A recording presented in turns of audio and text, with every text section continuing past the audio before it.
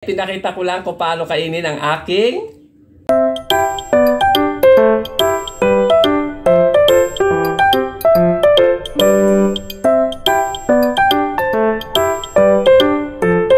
Hello mga friendship! Good morning! Kararating ko lang galing sa palengke. Today is palengke day. Bumili ulit ako ng aking ulamin ngayong tanghali hanggang hapunan. Katulad ng dati, paulit-ulit na lang para akong silang plaka. O di ba mga friendship mo? Dahil mainit na sa labas, kaya naka-jacket ako, o di ba? Eto, bumili ako ng sitaw, 2 tali. 15 pesos ang isang kilo. Isang tali, kaya 30 pesos to mga friendship. At eto, bukinggan, kung tawagin dito, pero tawag ko dito, bell pepper. 10 piso, kasi 200 daw isang kilo, o di ba, maharlika? Mahal na maharlika. Maharlika means, from the root word, mahal. At siyempre ito, dahil mura lang din, 100 daw isang kilo nito mga friendship, yung pinagbalatan ng picho. Tinanggalan laman, pero may mga laman pa konti. Isasahog ko lang naman dito mga friendship sa sitaw. Ayan, lagay muna natin dito mga friendship. 100 isang kilo, pero bili ko dito is 20 pesos. O diba, Murayta Avenue. From the word mura, Murayta Avenue. At ang bawang, mahal na rin. Ang liliit nito. Bali, 80 pesos na isang kilo. Hindi ko may labas. Ayan. 1/4, 20 pesos. Maliliit. Malalaki pa yung hulin. Ayan mga friendship, o, ganyan kaliliit. Mahal na sibuyas ngayon dito sa amin. Dito sa probinsya namin. Ayan, naliliit o. O, diba? Super duper liit. Ayan. 20 pesos. 1/4. At siyempre, dahil palengke day, hindi ko makalimutan bumili ng aking UK. Galing na naman ako sa UK. United Kingdom. Bili ko dito mga friendship. Pantalon. Ayan, para sa akin, malambot. Kaya binili ko malambot na pantalon. Ang bili ko dito mga friendship is 100 pesos. Tinatawaran ko ng 80. Ayaw. Kaya binili ko na rin. Sayang din, oh. Malapad ang laylayan. Ito yung gusto ko binibili. Malapad ang laylayan ang maitagong aking magic food. O, diba? Sige na, mamaya naman uli mga friendship. At magluluto na ako. Nagmamadali na ako dahil tanghali na. Eto, magluluto na tayo mga friendship. Umpisa na natin muna itong buto-butong manok. Kaya ito, binili kong buto-buto ng manok dahil hindi nga ako kumakain ng manok. Dahil may hina ng aking machine. At lagyan natin ng konting tubig. Palambutin muna natin bago natin iluto, igisa. At lagyan natin ng konting salt. Ayan. At takpan. Ayan o, malapit na siyang matuyuan ng tubig mga friendship. Palin natin. Ayan, malapit na siyang maluto. Naubos na yung kanyang tubig na pinampalambot ko. Malambot na siguro ito mga friendship. Oh, malambot-lambot na siya. Siyempre, yung buto matigas pa. Dahil buto yun eh. Ano ba? Ayan, malapit na siya. Malapit na siya matuyo, mga friendship. At maya-maya, umpisaan ko na rin siyang lutuin. Pero, teka muna. Dagdagan pa natin ng konting tubig para malambot na malambot. Sabagay, hindi naman ako kakain niya, mga friendship. Pag may naligaw, siya kakain niya, mga friendship. Ako ang kakain ng gulay. Sana may maligaw. Wala na tubig, mga friendship. Lapit na ako mag-umpisa. Ayan, wala na. Bago pala natin igisa to, lagyan muna natin ng mantika. Parang ipiprito muna natin mga friendship bago igisa. O diba? Kulit din kami yung mantika.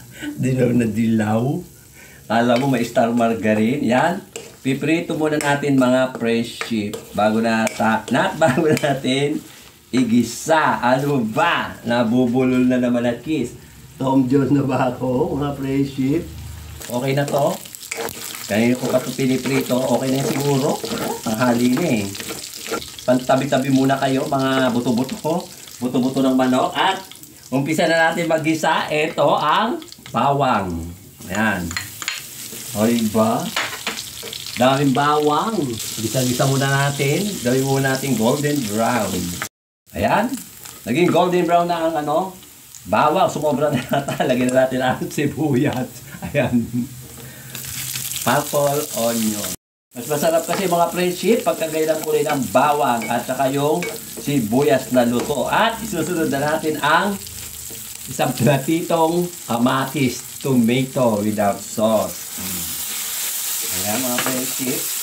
At siyempre, sabay na rin natin ang bell pepper. Ayan, lagyan natin dyan. O, diba ganda ng kulay? Red or orange. Luto na ang kamatis, ihalo na natin itong chicken bone.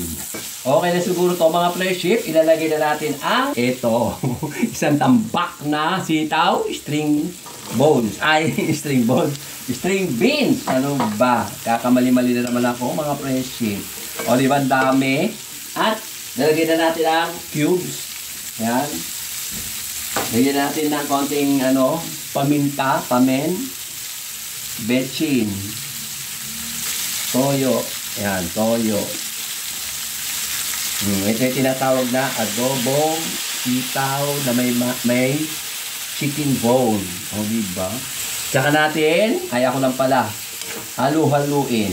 Ayan. Takpan muna sandali.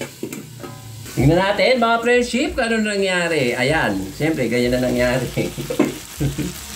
Oh, green na green ang sitaw. Kasi sariwa to mga friendship.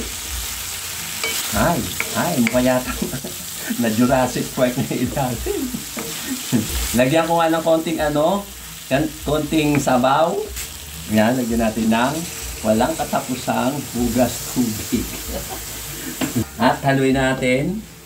Konti lang yan, tapos di ko na, umitim siya dahil sa toyo. Yan, takpan. Mga friendship, ito na ang aking simpleng ulam, adobong sitaw na may chicken bone. Ayan lang sahog niya, chicken bone at hindi siya chicken body. O, diba mga friendship? Sarap niya, diba mga friendship? Mga friendship, bago ako kumain, gagawin ko muna itong avocado para pang himagas. Ayan. Iwain natin dito, mga friendship. Ito binili ko nung isang araw. Hinog na siya. Ito.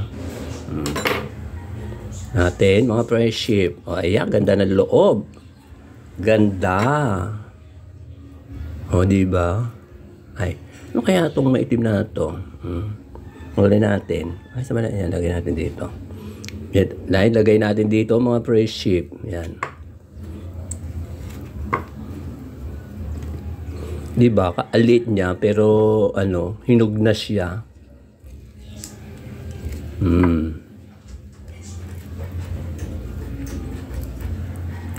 Yan. Meron pa isa. Ito pa mga friendship, panghimagas ko mamaya pagkakatapos kong kumain. Ay, may pusa sa terrace. Diba? Dami din. Meron pa doon dalawa mga friendship. Ako mamayang gabi ko nakasiguro pakainin yun. Tsaka lagay na natin yung gatas, powdered milk. Walang ibap. Yan. Tsaka tong sugar. Yan. Nalagay natin dito.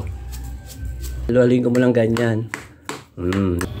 Mga friendship, ito lang aking finished panghimagas avocado. Mga friendship, kakain na ako.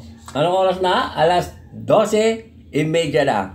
Ito yung aking ulam, simpleng ulam, adobong sitaw na may chicken bone.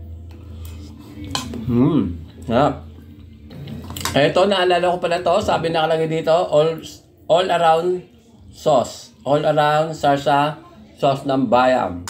Bukan nga natin kung ano magiging lasa nito dito pagka nilagyan nito. Dahil sabi, all purpose sausawan daw ng bayan. Ayan. Ang sarsa ng bayan. Ayan. Natin kung anong lasa. Ano kaya lasa nito? Kung ano pinaggagawa ko. Ayan, to. Okay naman. Masarap naman siya mga friendship. Hindi ko na hinubad yung aking apron. Ito yung ginagamit ko pag ako'y nagluluto. Ay, kita yata yung aking underarm. Ayan. Ito yung ginagamit ko pag ako'y nagluluto para hindi ako matalsikan ng mantika. Ano ba?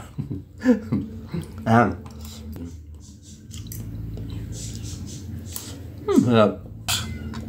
At etong aking disyerto. Disyerto ang tawag ko dito. Disyerto. Masarap ang disyertong avocado. O sige na, babay na mga friendship. Pinakita ko lang kung paano kainin ang aking nilutong simpleng adobong sitaw na may chicken bone.